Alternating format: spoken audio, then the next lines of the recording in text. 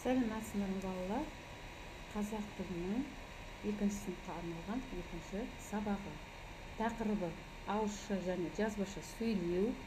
Бүгінгі сенің білетін ауызша және жазбаша сөйлеу түрлерін білу, мәтіннің басын анықтауға бағытталған сұрақтар құрастыру және оларға жауап беру. Алдымен балалар, ауызша және жазбашаға қандай не жататынын бірінші түсініктеме алып алайық. Балалар, бірінші суретте не көріп тұрсыңдар? Иә, мына жерде суретте екі баланың телефон арқылы сөйлесіп отырғанын көруге болады. Яғни бұл сөйлеудің қай түріне жатады? Ауызша түріне жатады екен.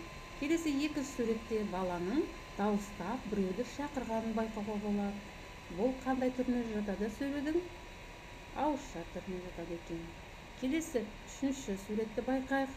Мына жерде өздері мысалы тақтаға шығып әңгімелеу, мәтінді мазмұндау кезінде сендер де айтасыңдар. Сонда бұл қандай түріне жатады екен? Ауызша түріне жатады. Немесе адамдардың алдында, мысалы баяндама оқу деген сияқты үлкен адамдарды осындай терминде сөйлеп тұрғанын байқауға болады.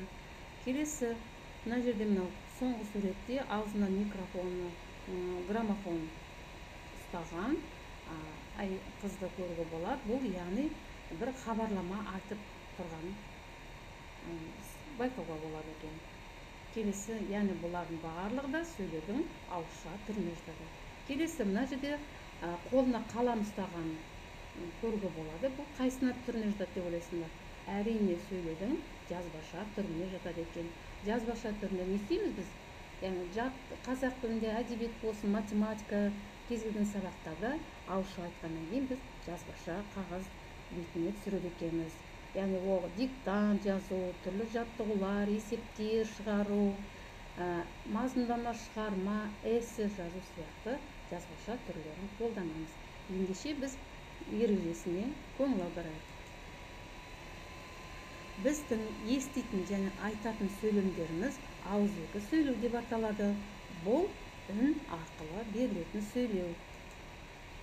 Жазбаша сөйлеу дегеніміз жазылып берілетін хабар. Сөйлеудің бұл түрі бірден пайда болған жоқ.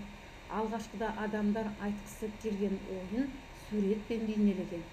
Мұндай суретті бейнелер ескі үңгір қабырғалары мен тастарда сақталған. Қазір жазу үшін әріптер және басқа бейнелер пайдаланылады. Балалар, біз бірінші сыныпта дүниетанудан осы сурет